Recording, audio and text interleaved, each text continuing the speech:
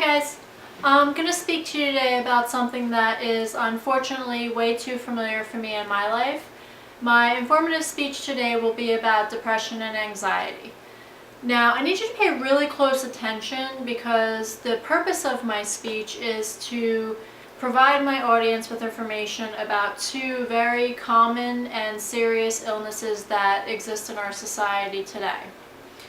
The idea here is to educate you about depression and anxiety because chances are we will all be affected at some point in our lives by one or both of these illnesses.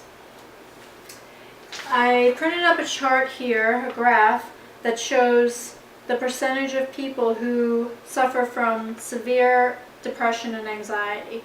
Now, the light green area shows the severe, and you can see that that's the highest of all of them. So it's very common. Charlie Brown once said, "I think I'm afraid to be happy because whenever I get happy, something bad always happens." I'm pretty sure we have all felt this way at one time or another. Depression should not be confused with sad feelings that are short-lived and pass quickly.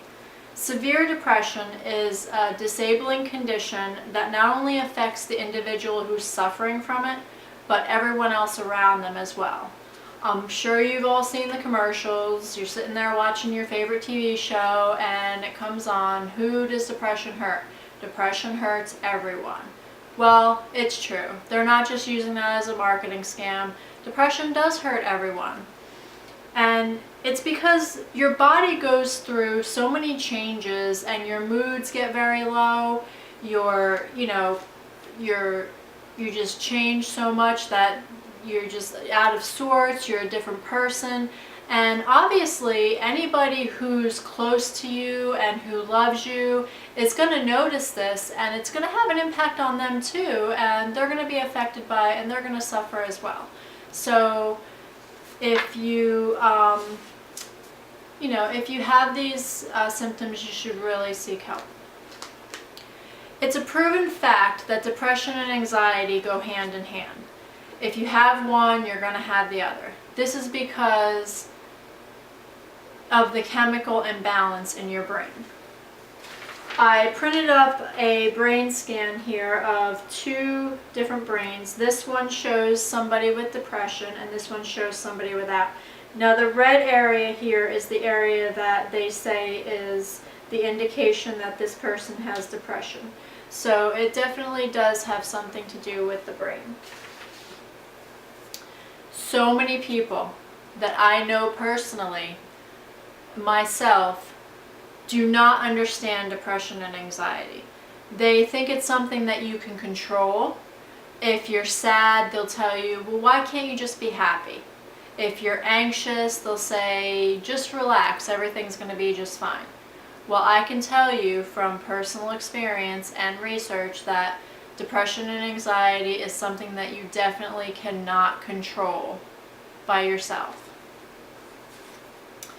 And if you have signs of depression and anxiety, you really should get professional help by a counselor or a doctor.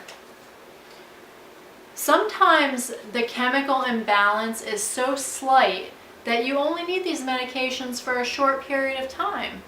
So don't be reluctant to seek a doctor's opinion because you think that you're going to have to commit to these medications for the rest of your life, because that's not the case. In other cases, it might be a little bit more severe and the medication might be a little bit more long-term, but that's okay. It's so much better than dealing with the darkness of depression and anxiety because nobody wants to feel that. The symptoms of depression and anxiety vary, but some of the more common symptoms include feeling worthless, insomnia, weight loss, fast heart rate,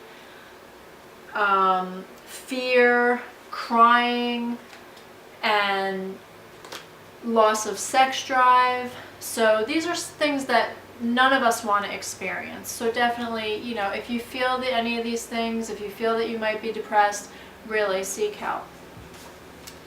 I'm going to conclude now with wrapping this up, and I'm going to try to reiterate my message that I'm trying to get across to you. Depression and anxiety is a very serious illness that should not be taken lightly. If you or anyone you know has symptoms of depression and anxiety, you should definitely seek help or encourage your loved one to seek help.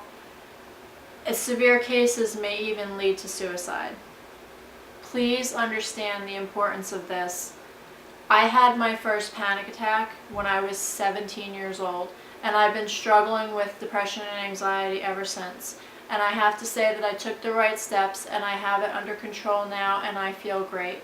And I have also seen people that I love and care about suffer from depression and anxiety, and either way, it's not fun. It is not a fun thing.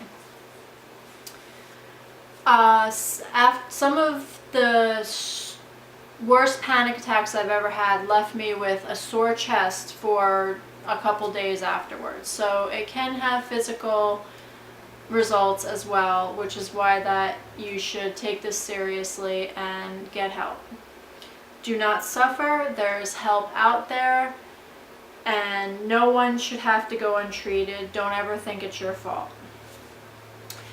The sites that I used for my research today was a website called neurofeedback.com, CDC, which is the Centers for Disease Control, which is www.cdc.gov, and also www.brainperformancecenter.com.